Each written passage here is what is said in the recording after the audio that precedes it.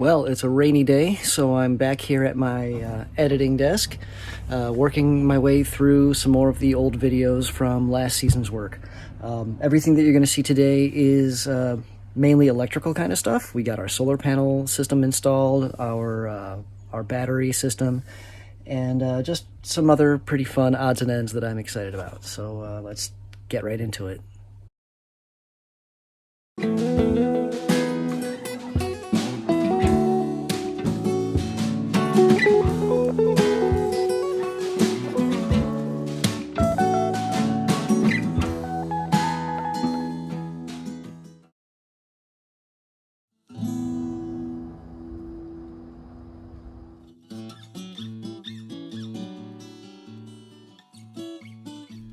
I'm putting together a wiring harness for the new taillights, and in doing that, instead of using wire nuts, I'm using these new like pressure fit connectors, and they don't take a stranded wire quite so well. So what I'm doing is I'm tinning them now by putting some flux on the stripped wire and then applying solder to it.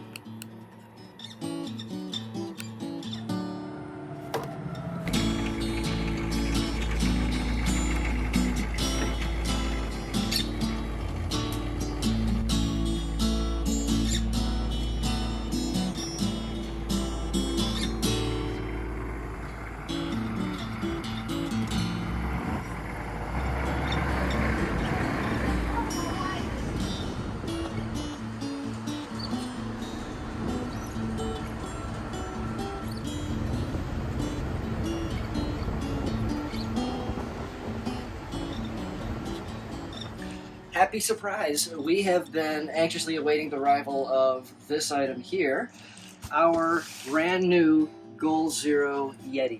This is the 1500X, which is a brand new to market product. They might not even have them up on their website as available yet. We ended up contacting them directly months and months ago to see if we can get on a pre-order, and they accommodated us, and so this item just arrived, and I figured we would actually do an unboxing video. So cliche.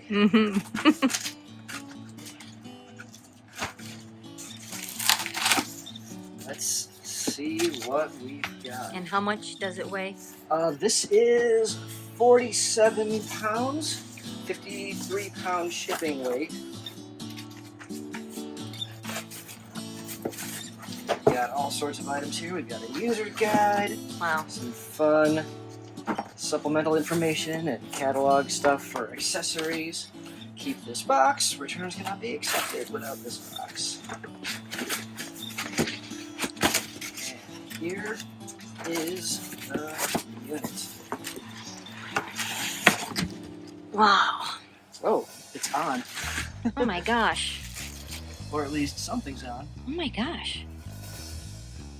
Well, we'll have to figure out where the power button is on this guy, or if it just always has some kind of status. So we've got our charging Crazy. So, oh, this is the power cord for the other half of the charging brick. But let's get a look at this beauty.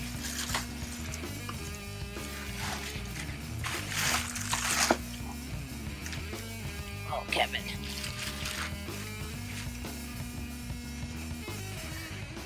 That is amazing, actually, how compact this thing is. So this is, the 1500X is the second generation replacement of the Yeti 1400. This is the third largest size that they're now offering. They're going to have the 1500X, the 3000X, and the 6000X, which is going to be like this, but just taller and taller. Anyway, explain what this will power. Oh, all of our electrical system. Our 400 watts of solar. That's what's going to charge this. Okay. All right, we are plugged in and charging, giving it its initial juice up. And we'll actually run some testing on the discharge rate, probably using our fridge here, which we'll also go into detail on in a future video. But we'll plug the our fridge into this through its 12-volt connection and see how long it takes to deplete the battery, and then come up with some calculations. All right, we have big things happening today. We are burning down our fire pit, and yeah, that's a thing. Let's see here. We started pulling out our sound insulation material, which my mom is getting set up right now. Hey, Mom, I'm a big fan. Hello. How's it going? Very, very well. And excellent. And in addition, it is also solar day. We have 400 watts that are going to be going in up in the front roof area of the bus. And I'm just kind of laying the whole thing out right now, figuring out where my penetrations are going to be. We're going to be drilling some clearance holes through. I'll describe the whole connection system, but right now I'm laying out how all of the wiring is going to get dressed, and how all of the spacing and alignment and everything for the panels is going to be set up. So we have to, work around our ceiling ribs, and yeah, so we'll get into the specifics of it as we go. So we have 400 watts in total of solar here. These are a pair of 200 watt panels by New Power. This was an Amazon special. We will send links and add them to the descriptions and the page and everything, and all that other good stuff. But this is going to be pretty much our arrangement. We're going to have two panels going lengthwise with walking space between them so that I can get up there and do maintenance to any other areas.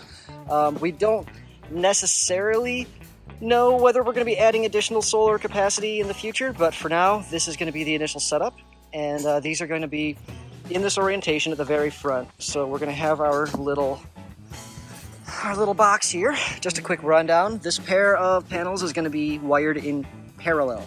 So that means we have two 12-volt feeds that are merging into a single line.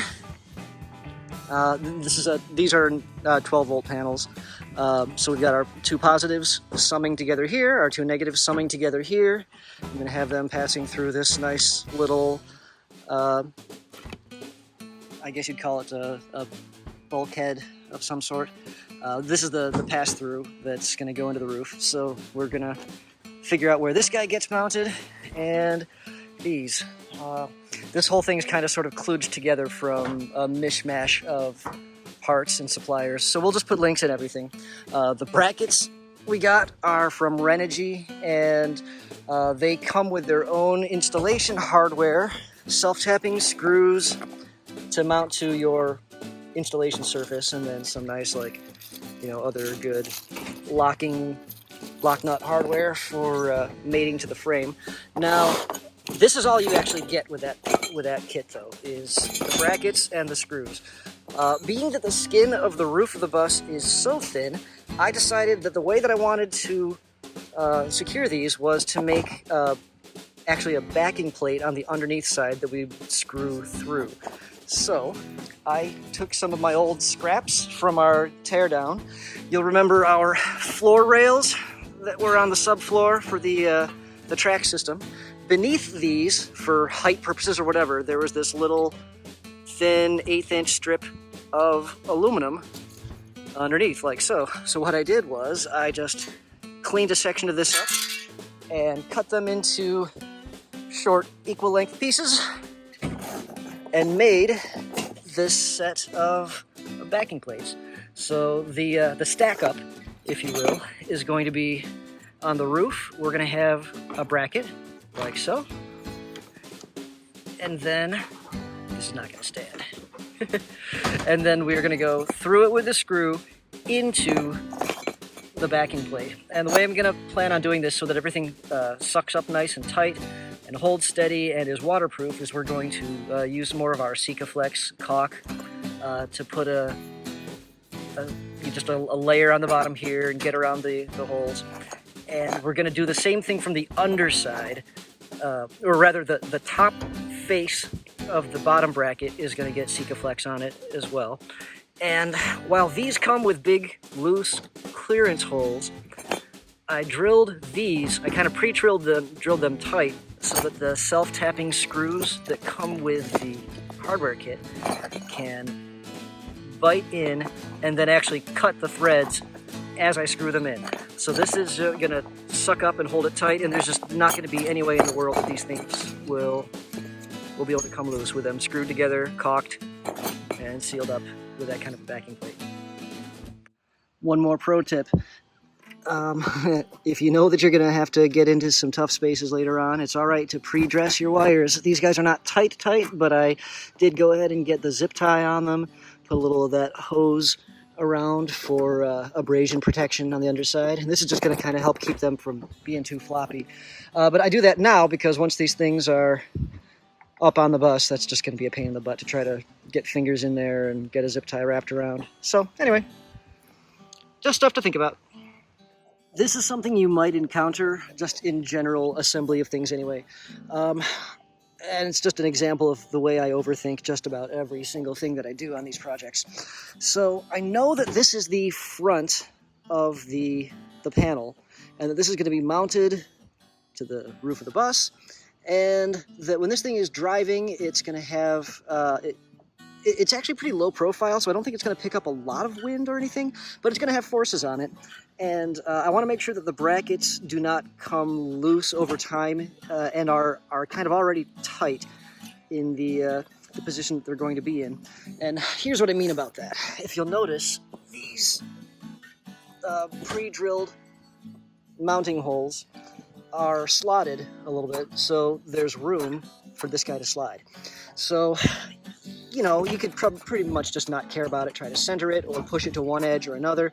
I like always binding things up so they're in a tight position at all times. And so if I know that with the bus driving forward, the wind is going to be pushing in this direction on it.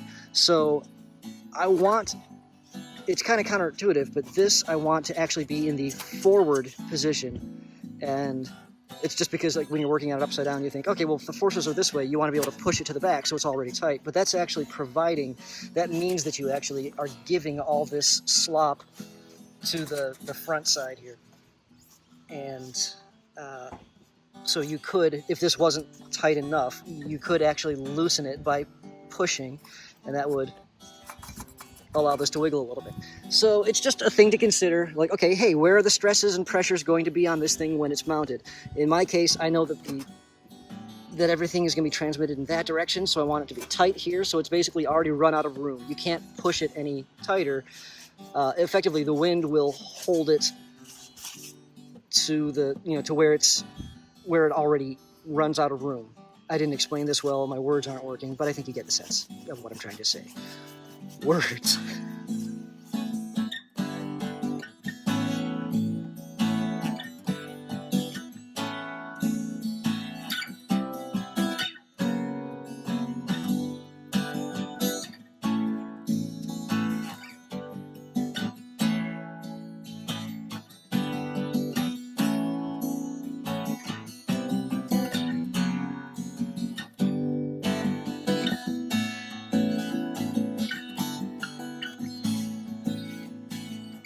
Quick little B-roll trick I want to talk about. Another nice thing about us pre-drilling our clearance holes for these guys is that I can use the mounting screws as alignment pins. So what I did was I just hand dropped these in on this side so that now I can work here with my caulk and my, you know, everything that I'm paying attention to, someone on the bottom side with the backing plate in there, and I can move around everywhere and work on this, and I don't lose alignment with the holes on the back side. So yeah, I think I'm a fan of this. I would recommend it, is pre-drill so that you can just work around everything a lot easier, because this is kind of a it's a cumbersome process.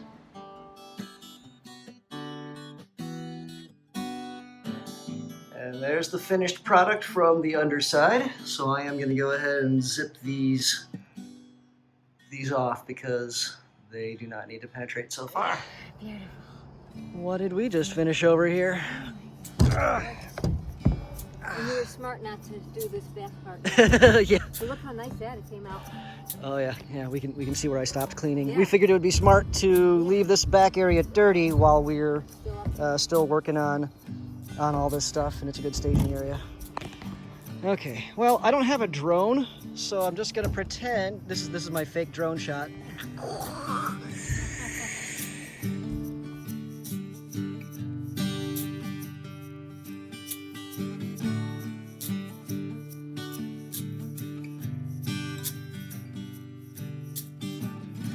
All right, job well done. I like how low, how tight they are. Like these things, like I had any concerns at all about wind issues. These guys are gonna be bulletproof.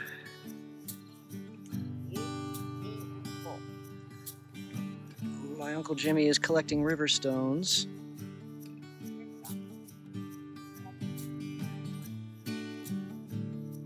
Because they are going on the bottom of our house.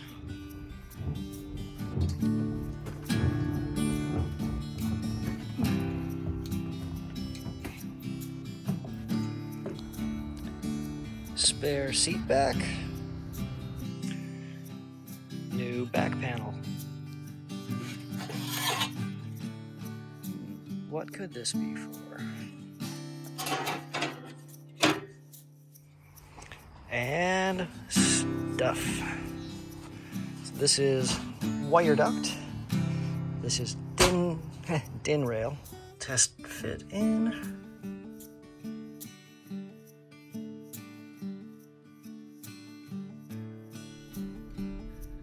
Since the beginning of this whole project, I always knew that I wanted to remove the manual hand crank opening and closing system on the door and replace it with a linear motor that would get hooked up to the door actuator and then be switch operated.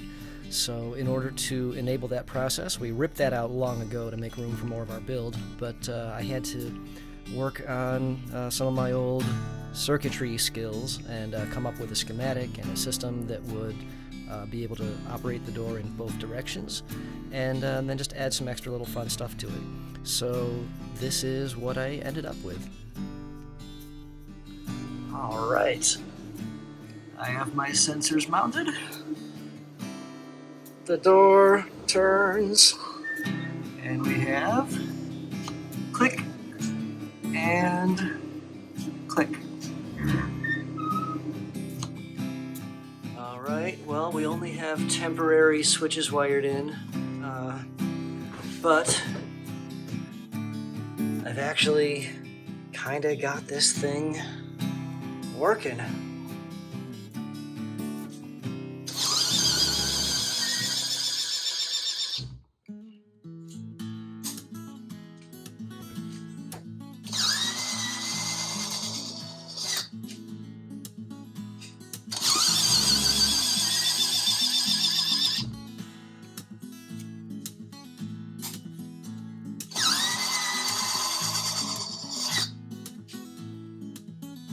Oh, that's better. Wiring is all cleared out of the way so that there's nothing in the way of any of the mechanism.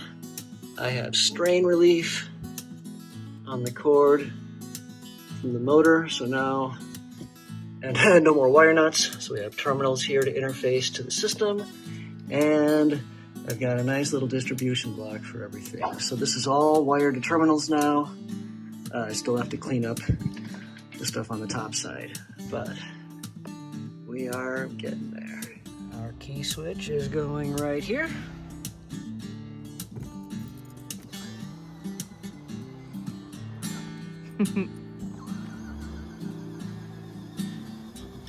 Nice going, buddy.